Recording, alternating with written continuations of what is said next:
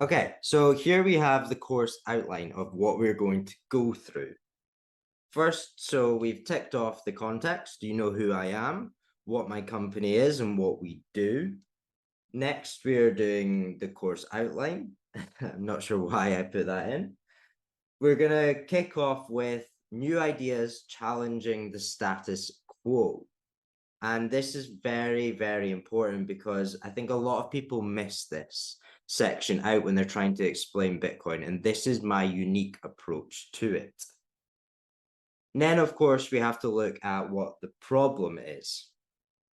Because if I'm about to explain a solution to something, you kind of need to know what the problem is that it's fixing. This is also something that a lot of people miss in their courses and content. Next, we're going to move on to Bitcoin. Where did it come from and why? This super important because a lot of people don't know why Bitcoin was created, and it might shock you. Next, we're going on to digital cash, looking at the similarities between Bitcoin and cash. The next section, what makes Bitcoin special? This section will go through things that make Bitcoin unique and differentiate it from anything else that we've actually ever seen before. Okay, on to Bitcoin is too volatile. I wanted to address this because it's a common misconception or a common concern that a lot of people have when they come into Bitcoin is it's very volatile. The price goes up and down. So we'll address that. And then looking at Bitcoin is different to other cryptocurrencies. And finally, we'll finish on myths debunked. So I will give you resources at the end where I debunk a lot of the myths around Bitcoin and leave you to go through these resources. And finally, what do I do now? Once you finish the course, what is the best thing to do to continue your learning? Because it's not just a one course and you know everything about Bitcoin. I mean, I've been in the space for 5 to 6 years now, and I'm still learning a lot. So it's very much a long-term thing. Okay, let's kick off with the status quo or status quo, however you want to say it. Have you ever wondered why some innovations get adopted and others just don't catch on? You may recognize the bell curve here, or it may just be the first time that you've ever seen it. We're going to dive into what it is and why this is so important to the context of this whole course. I believe that this is something that should be on the curriculum for all schools around the world because it can be applied to pretty much anything. So let's dive into what it is and why it's important to know before going into Bitcoin. It was introduced in 1962 by a guy called Everett Rogers, who was a communications scholar. It's called the diffusion of innovation, and it explains how, over time, an idea or product gains momentum and spreads through a specific population or social system. Basically, it's a practical guide to understand how and why some ideas become a integral part of our lives and some don't. So Rogers identifies 5 key stages, which are innovators, early adopters, early majority, late majority, and laggards. Let's go through them. The innovators. Think of this group of people as the daredevils, the brave ones who leap before they look. They love the new, the untested, the what in the world is that kind of stuff. They'll be the first ones camping outside a shop or a store for my American audience to get the first iPhone that was ever released. Not because they need it, but because it's new. Innovators are a rare breed, making up just a slim slice at only 2.5%. But This group of people are essential. They are the test pilots of society's new obsessions, willing to take a gamble on unproven ideas. Without them, new ideas wouldn't have that initial spark to ignite something that later becomes mainstream. Okay, next we have got the early adopters. These are people who've seen what the innovators are up to and say, yeah, I want in on that. Early adopters are essentially that sweet spot between cutting edge and proven potential. They're the bridge between the innovators and the mainstream. They give new ideas the nod of approval, let's say. This is the next big thing. These people are aware of the need to change and so are very comfortable adopting new ideas. The early majority. These people are the thoughtful contemplators who prefer to let the pioneers take the arrows. They're interested in the new ideas for sure, but they do need a little bit of a nudge. They're the ones watching the reviews, asking friends, and weighing up the pros and cons. Once the early majority hops on board, you've got yourself a trend. They don't rush in like the innovators and the early adopters. Instead, they walk in with a nod saying, all right, let's see what all of this fuss is about. The key here is that they need to see that there is a fuss in the first place. The idea needs to be approved by a source that they deem credible before they try it. Whether that source is a friend, a family, company, or country, like you name it. Next on the bell curve, we've got the late majority. And this group of people are skeptical by default.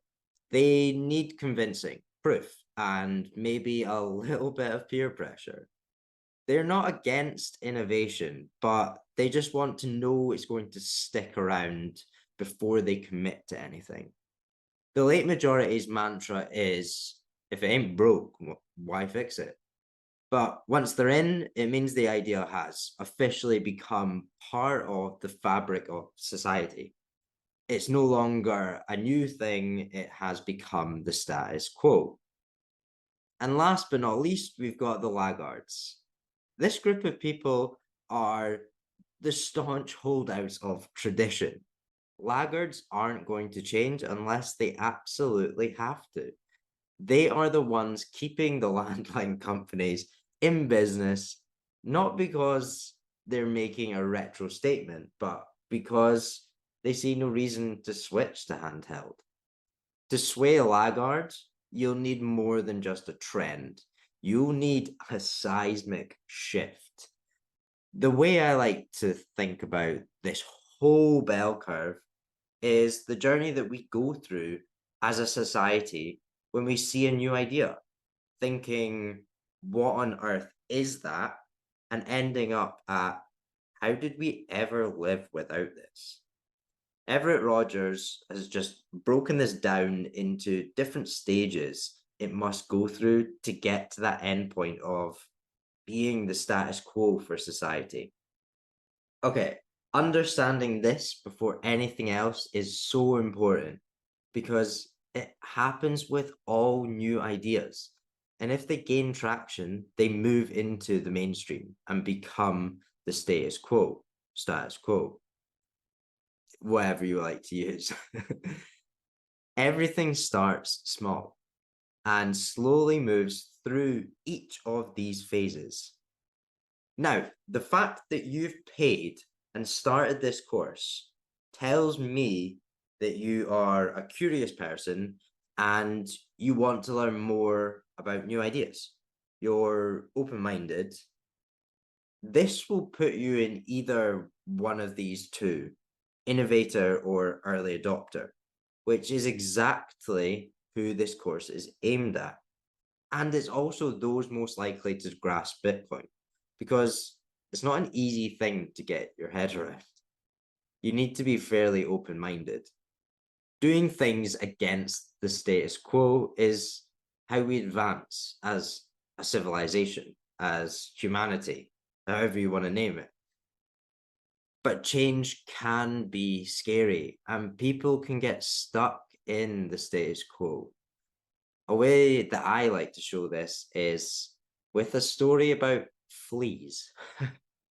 Stick with me on this one. So you put a flea in an open jar, they will just jump straight out. Fleas are extremely good jumpers, reaching highs of 66 times their body length.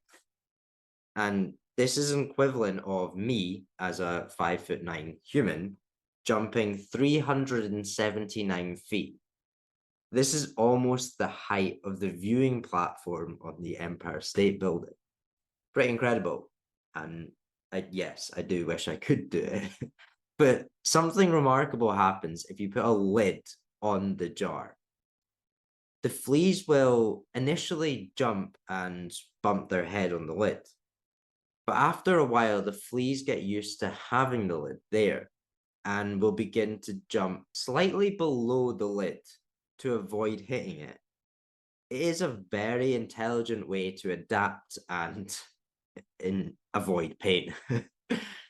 However, when the lid is removed, the fleas will not jump any higher. Even though there is a whole new world out there waiting for them, they believe the lid is still on, so they continue jumping the same height. The barrier was vanished, the lid has been taken off, but mentally, it's still there and gets hard-coded into their psyche. So here's the fascinating part. If you put another flea inside the jar with the rest of them that hasn't been there before, it will jump straight out because it doesn't know the limitations which were previously there with the lid. It just knows what it's capable of. The other fleas see this and they begin to follow suit as if there was no limitation. Psychology tells us that our view of reality is created by our thinking, and we don't even realize we're doing it. Layers of our thought create the various fixed ways of thinking. Now, some of those ways of thinking help us be successful in life, but many limit us without realizing it. We get stuck in that is just the way it is mentality. This is a really, really dangerous place to be. If we look back in history, this statement has been false pretty much every time. We evolve. We're smart. Humans are smart. You might not think it, but we are. And are continuously challenging the status quo. This is the very reason we can't underestimate the innovators and the early adopters. They, or we, are the ones most open to new ideas and ways of thinking. Disruption is not a negative thing. It is positive because it shows that there is a better way of doing it, whatever it actually is. The majority of people in the bell curve are programmed to feel comfortable in the status quo. It's been programmed and it's not their fault. It's just human nature. Going against the grain is uncomfortable for this group of people, so it's down to the innovators and the early adopters to help new ideas feel comfortable for the rest of the world. Here are 2 examples to demonstrate and highlight my point. But you know, I think about this, and what about this internet thing? Do you know anything about that? Sure. What the hell is that exactly? Well, it's become a place where people are publishing information. Right. So everybody can have their own homepage. Companies are there, the latest information. It's wild what's going on. You can send electronic mail to people. It is the big new thing. Yeah, but you know, it's easy to criticize something you don't fully understand, which is my position here. Go ahead. But I can remember A couple of months ago, there was like a big breakthrough announcement that on the internet or on some computer deal, they were going to broadcast a baseball game. You could listen to a baseball game on your computer. And I just thought to myself, does radio ring a bell? You know what I mean?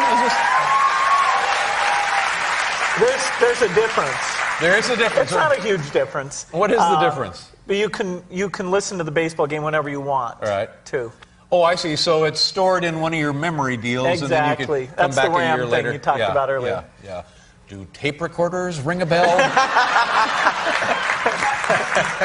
Computer sales, classroom computer sales seem to have peaked and now have hit a flat period, and some say they're going to. I don't think so. Oh yes, they've hit a flat period. What should that tell us? I really don't believe that they've hit a flat period. The computer market has been and is rising at about 30% per year, and nowhere has there been a flat period. It is not rising at nearly the rate it was going. Yes, it is. No. Well, we disagree. We're looking at two. We're looking at Anyway, what's the question? two different sets of numbers. My question to you is the home computer destined to become the CB of the 80s, the hula hoop of the 80s? Well, I'm glad you brought this analogy, because like a CB, it won't be very useful in its present form, which is just talking to yourself and to your computer. But like a CB, when it starts talking to other computers throughout the whole country, when we have several million machines interconnected, and people can talk to each other, and can exchange views, and can transact, can buy and sell information, can buy and sell informational services, labor, I think it's going to be a very interesting period where we'll have an information marketplace, a new way of life. I quite disagree. I want to get him angry. Yeah, I think that won't work. I think that the home computer is going to suffer the same fate, by and large, as, say, the home movie camera. People had the idea, and still have the idea, that if they have a very expensive, a very good home movie camera, then they can make very good movies. The trouble You're still is, got to be a good movie maker first. That's right. The trouble is you have to have an idea. Okay, and people forget that. Similarly, to write good and interesting programs on a computer, one has to have an idea. Ideas are hard to come by. Professor Weizenbaum, Professor Dituzos, thank you both. They're great, right? It's pretty clear who the innovators are in these. And it's funny to see the attitude from those further along on Everett Rogers' bell curve. I just want to highlight here that you can be in different sections for different ideas and innovations. It's not just set that you are an innovator and that's it. It depends on the idea or innovation. So let's use me, for example. For Bitcoin, I would class myself in the category of innovator or early adopter. But when it came to wireless earphones, I would definitely put myself in the early majority or even the late majority. I was very resistant to it. So you can be in different sections depending on the innovation. So this section was essentially me teeing you up to talk about Bitcoin. And it is a vital step which many other people miss. And I wish that they included this in. It's important to understand how technology has changed our lives. And at the same time, it seems scary, but very quickly can become the status quo. It's about jumping on the wave, even if it's only learning the basics like we are today, rather than sitting and being left behind. With all the knowledge out there and the exponential pace of technology these days, it's now about how well we can adapt in the digital age. Okay, on to the next section, which is Bitcoin fixing a problem?